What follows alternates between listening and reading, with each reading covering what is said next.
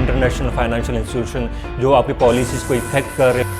बिजली के बिलों में 40 से 50% इजाफी टैक्स बिजली की कीमत में इजाफे का सबब बन गए हैं। 22,000 हमारा किराया है मकान का, 24,000 बिल आ जाता है, हम बिल दे देते हैं, किराया हम नहीं देते। बच्चे हैं छोटे छोटे, हम क्या करें भाई।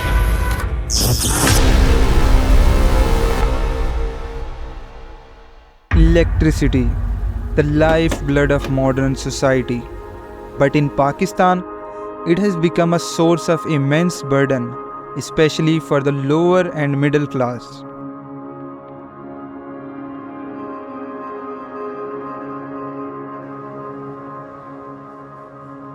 अमीर की तो आमदनी भी ज़्यादा होती है, उसकी ज़रूरियात ज़िंदगी पे भी कोई असर नहीं पड़ता।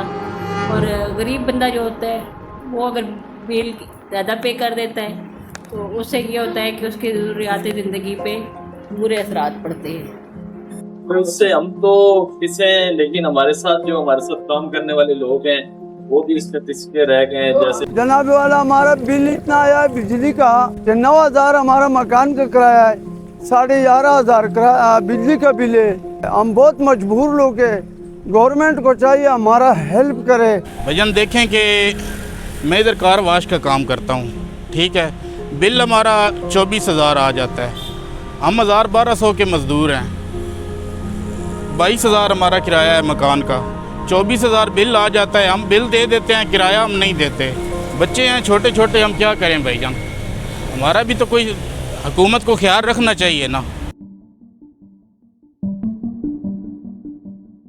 सर्कुलर डेट क्या है? सर्कुलर डेट एक अनफंडेड लायबिलिटीज है जो गवर्नमेंट के ऊपर होती है, जो उन्होंने आईपीपीज को दिया हुआ है। जब हम बात करते हैं नेशनल जो फंडिंग इंस्टीट्यूशंस हैं, जो आपको पैकेज लेके आते हैं, वो directly terms and condition impose करते हैं कि आपने इलेक्ट्रिसिटी का रेट इंक्रीज करते हैं, तो इसका डायरेक्टली इफेक्ट क्या होता है? आपका कंज्यूमर इफेक्ट होता है।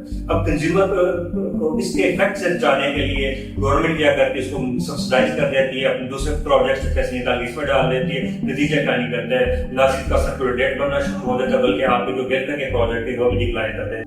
In an attempt to stabilize Pakistan's economy, international financial institutions like the IMF have stepped in repeatedly.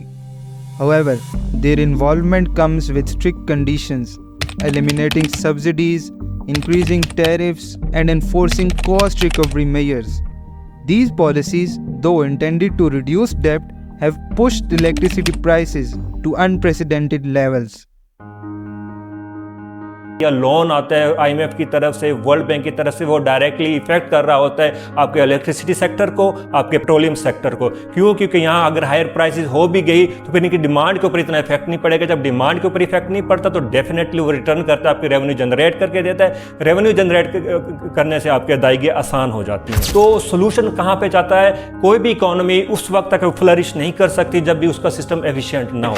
Efficiency के साथ साथ आप इक्विटी के प्रिंसिपल को फॉलो करें ताकि जो शेयर है, बर्डन है, इकोनॉमिक बर्डन है, वो इक्वली शेयर हो, रीजनल वेरिएशन ख़त्म की जाए, रीजनल डिस्पैरिटी ख़त्म की जाए, ताकि जो शेयरिंग है वो भी बेहतर होगी, लैंड लॉसेज को इम्प्रूव किया जाए, और आपका जो वापडा है, जो ओल्ड मशीनरी यूज़ कर रहे हैं, उसको भी आपने रीडिज़ाइन करने की ज़रूरत है, उसकी एफिशिएंसी को इम्प्रूव करने की ज़रूरत है। The path forward requires balancing debt sustainability with social equity.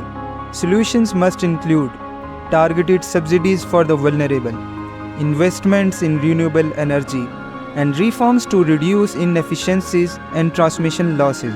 Only then can Pakistan ensure that electricity remains affordable and accessible to all its citizens. Inequitable financial burdens can only be lifted with equitable solutions.